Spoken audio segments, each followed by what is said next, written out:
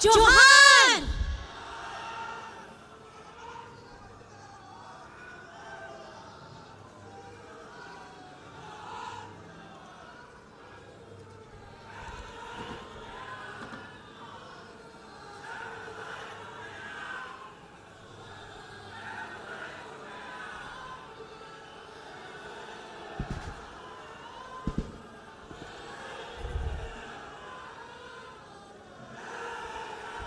जय झारखंड, जय झारखंड। हाथ उठा के बोलिए जय झारखंड, जय झारखंड, जय झारखंड। आप सभी को जोहार है। अपनी बातें रखने से पहले आज मैं हेमंत सोरेन जी का पत्र लेकर के आई हूँ जो उन्होंने जेल से भेजा है।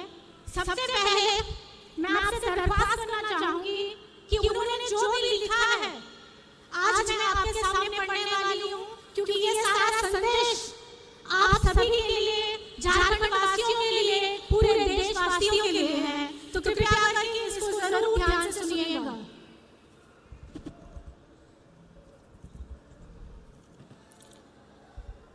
उलगुलान की धरती, झारखंड में आयोजित उलगुलान न्याय महारैली में पूरे झारखंड के विभिन्न गांव, पंचायत, टोले से आए हुए बड़े बुजुर्ग, माताएं, बच्चे, बहनें और मेरे साथियों, साथ ही मेरे पूरे देश से आए हुए इंडिया महागठबंधन के नेतागणों को धरती आबा बिरसा मुंडा, सिद्धू कानू सहित अमीर शहीदों की इस पावन धरती पर मैं बिरसा कारा से ही आप सभी को हार्दिक अभिनंदन और जोहार करता हूँ। आज इस महारैली में मौजूद राज निर्माता विश्व गुरु शिव सोरेन जी को चरण स्पर्श करता हूँ। साथियों, आज झारखंड उलगुलान रैली में आपके साथ नहीं हूँ। आपको मालूम है कि विगत 4 सालों से विपक्ष मेरे विरुद्ध षड्यंत्र रच कर आखिरकार एक बेबुनियाद आरोप के में मुझे कई 2.5 महीनों से बिरसा जेल में बंद करके रखा है। और इसी प्रकार हमारे महागठबंधन दल के आम आदमी पार्टी के मुख्यमंत्री अरविंद केजरीवाल जी को भी उनके सहयोगियों के साथ दिल्ली के तिहाड़ जेल में डाल रखा है। साथियों, ये आजादी के बाद पहली बार है जब किसी पार्टी के शीर्ष नेता एवं मुख्यमंत्रियों को और मंत्रियों को चुन करके चुनाव के ठीक पहले सुनियोजित तरीके से बेबुनियाद आरोपों पर जेलों में डाला जा रहा है। खैर, कोई बात नहीं, मुझे आज जेल में रहते हुए भी खुशी हो रही है कि जिस लोकतंत्र की रक्षा और हक अधिकार की लड़ाई को हम लड़ रहे हैं, उसे हम ही नहीं बल्कि देश के और विभिन्न राज्यों के दल और क्रांतिकारी नेतागण वही लड़ाई लड़ रहे हैं।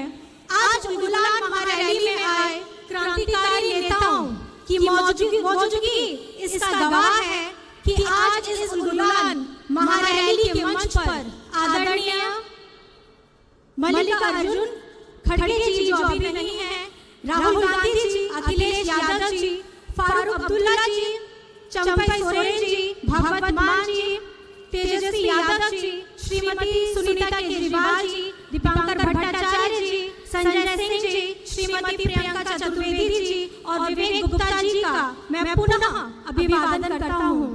साथियों, आज का ये झारखंड उलगुलान महारैली से झारखंडी भाइयों के नाम में से कई बातों का पता चल रहा होगा। जी हाँ साथियों, उलगुलान का मतलब ही है अब और नहीं चलेगी ठगों की सरकार, लोकतंत्र लूटने नहीं देंगे, संविधान खत्म नहीं होने देंगे, देश टूटने नहीं देंगे।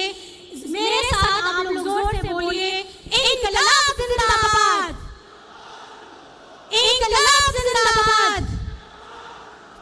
साथियों, 2024 का लोकसभा चुनाव चल रहा है। एक तरफ सब इंडिया महागठबंधन के लोग हैं और दूसरी तरफ पूंजीपतियों की जमात और षड्यंत्रकारी केंद्र सरकार एनडीए के लोग। साथियों, आज देश एक विषम परिस्थिति से गुजर रहा है। विगत 2014 से केंद्र में भाजपा एनडीए की सरकार चल रही है और दो बार देश की जनता ने एनडीए को सरकार बनने का मौका भी दिया। देश की सरकार का जनाधार को देश के लोगों ने दे दिया, पर पूरे देश के राज्यों की सरकार का जनाधार एनडीए को नहीं दिया।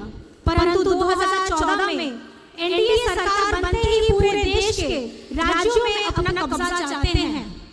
आपने सुना ही होगा विभिन्न सूचना तंत्र के माध्यम से कि गैर भाजपा सरकार राज्यों को किस तरीके से परेशान और उनके साथ सौतेला व्यवहार किया जा रहा है।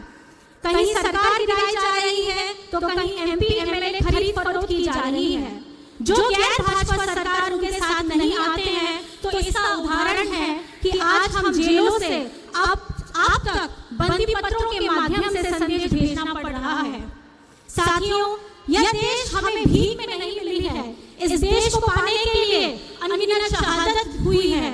कई इतिहास की किताब हमारे स्वतंत्रता सेनानियों के नाम से पटे पड़े हैं। साथियों, विगत कई साल के षड्यंत्र का फल एनडीए को 2014 में पूर्ण बहुमत से सरकार बनाने को मिली। देश के लोगों को बड़ी चतुराई से सपने दिखाए, आंखों में धूल झोंका गया, हर जाति धर्म के लोगों को मूर्ख बनाया गया। बड़ी चतुराई से 2014 से आज तक देश के युवा, महिला, बुजुर्ग, किसान, आदिवासी, दलितों को ठगा गया। ऐसे जैसे एक स्टेज में दिखाने वाला जादूगर किस तरह पूरे देश को अलग-अलग माध्यम से, अलग-अलग सूचना तंत्रों के माध्यम से देशवासियों को निरंतर ठगने का प्रयास चल रहा है। इस चुनाव में बड़े पैमाने पर केंद्रीय एजेंसियों का दुरुपयोग किया जा रहा है। उनके माध्यम से विपक्ष की आवाज को कुचलने का काम शुरू हो रहा है। आज केंद्र सरकार ऐसे कानून का निर्माण कर रही है जिससे देशवासियों को तो नुकसान होना ही है, चाहे वो किसी भी वर्ग, जाति, धर्म का ही क्यों ना हो। साथ ही साथ इस देश के लोकतंत्र को भी खतरा होगा और संविधान को भी खतरा होगा। साथियों, झारखंड देश का सबसे गरीब राज्य है। यहाँ के लोग गरीब हैं, पर झारखंड गरीब नहीं है। हमारे प्राकृतिक संसाधनों से पूरा देश चलता है। इसके बदले में हमें क्या मिलता है? पलायन, विस्थापन, भुखमरी, बीमारी। हम अपना हक मांगते हैं तो हमें जेल में डाल दिया जाता है। साथियों, बहुत सारी बातें हैं कहने को वर्तमान केंद्र सरकार के करतूतों के बारे में। अगर बातें शुरू की जाए तो रात और दिन कम पड़ जाएगा। आज आपके सामने देश के कई अनुभवी नेतागण मौजूद हैं, क्रांतिकारी युवा साथीगण हैं जो आप सभी को कई सारी बातें बताएंगे कि किस तरीके से पूरे देश को केंद्र सरकार ने ठगा है और लूटा है। साथियों, हम जानते हैं झारखंड आदिवासी बहुल राज्य है। आप सभी को याद होगा, नहीं तो मैं याद दिलाता हूँ कि राज्य अलग होने के बाद राज्य में विधानसभा सीटों की संख्या बढ़ाने के लिए राज्य में परिसीमन का प्रस्ताव बढ़ गया था, जिससे बड़ी संख्या में आदिवासियों आरक्षित सीटों की संख्या घटाने की बात कही जा रही थी। तो उस समय हमारे विश्व गुरु शिबू सोरेन जी के नेतृत्व में पूरे राज्य में सदन से लेकर के सड़क तक विरोध किया गया और इस विरोध के फलस्वरूप आज हमारे राज्य में परिसीमन लागू नहीं हो पाई। जब ये चर्चा चली उस समय भी केंद्र में भाजपा की ही सरकार थी। 2025-26 तक के लिए इसको टाल दिया गया। यह विषय वर्तमान लोकसभा चुनाव के बाद फिर से राज्य के सामने आने वाला है। जैसे कि मैंने पहले भी बताया है कि केंद्र सरकार जिस तरह से नए कानून बना रही है, उन कानूनों में सबसे अधिक प्रभावित आदिवासी क्षेत्र और आदिवासी समुदाय को होने जा रहा है। झारखंडी सदियों से जल जमीन के लिए लड़ाई लड़ता रहा है।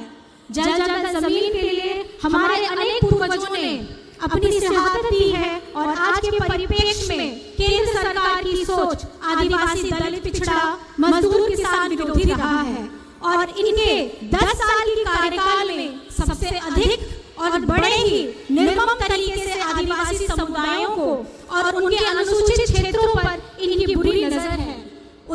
के तौर पर आप देख सकते हैं, विगत कई महीनों से मणिपुर जल रहा है, वहाँ के आदिवासी बहु बेटियों की इज्जत लूटी जा रही है, पूरा देश देख रहा है, पर केंद्र सरकार चुप है।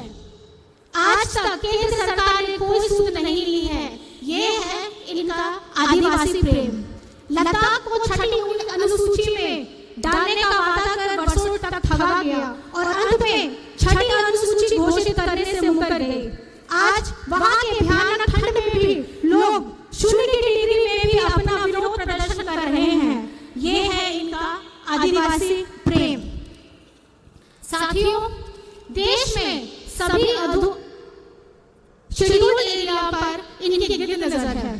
झारखंड में कई महत्वपूर्ण और संवेदनशील कानून लागू हैं, जैसे CLT act, SPT act, Wilkinson act इत्यादि। अगर एनडीए सरकार 2024 की चुनाव जीतती है तो राज्य और देश के आदिवासियों के ऊपर बहुत बड़ा खतरा बन जाएगा। इसलिए किसी भी कीमत पर झारखंड को बचाना है।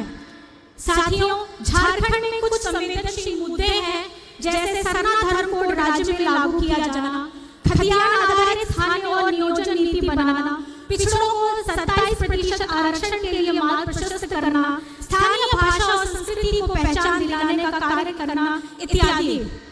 मैं इन विषयों पर विस्तृत में नहीं जा रहा हूँ, पर यह कहना चाहूंगा कि ये सभी चीजें तभी लागू होंगी जब केंद्र की पूंजीपति और तानाशाह सरकार को केंद्र से बेदखल किया जाए। साथियों, मैं अपना यह संदेश समाप्त करने से पहले कहना चाहता हूं कि झारखंड वीरों की धरती है। हमेशा से झारखंड के मूलवासी आदिवासियों ने राज्य के हक अधिकार के लिए संघर्ष किया है, अपने संघर्षों का लोहा भी बनवाया है। झारखंड के लोग अपने हक अधिकार की लड़ाई तब तक लड़ते रहेंगे जब तक वो हासिल ना हो जाए। आज उसी संघर्ष का ये नतीजा है कि वर्ष 2000 में गुरुजी के नेतृत्व में हमें झारखंड राज्य मिला और उसी संघर्ष से ही राज्य अलग होने के बाद हम लोगों ने राज्य में महागठबंधन की मजबूत सरकार बनाई और अब मजबूत उलगुलान की आवाज करते हुए 2024 के लोकसभा चुनाव मजबूती से लड़ेंगे भी और जीतेंगे भी। जुमले वाली केंद्र सरकार को की नाकामी, देश को ठगने वालों की और देश की अखंडता को तोड़ने की बातें करने वालों को इस झारखंड से भी खदेड़ा जाएगा और दिल्ली की गद्दी से भी खदेड़ा जाएगा। इन्हीं बातों के साथ आप सबको उलगुलान महारैली में आने के लिए बहुत बहुत आभार है।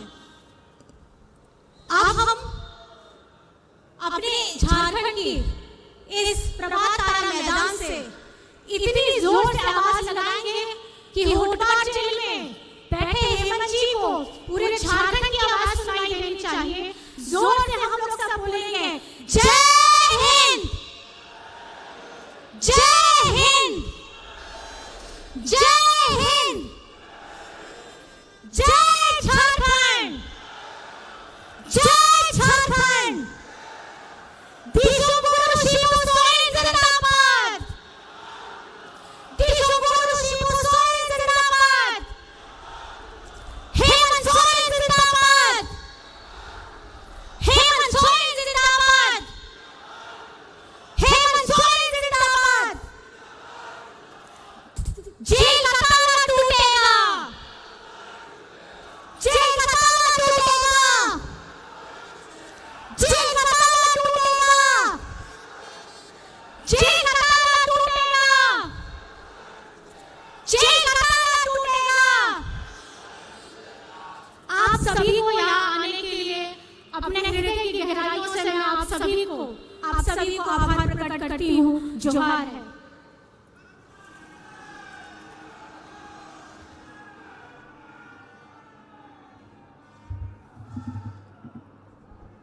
बहुत बहुत धन्यवाद।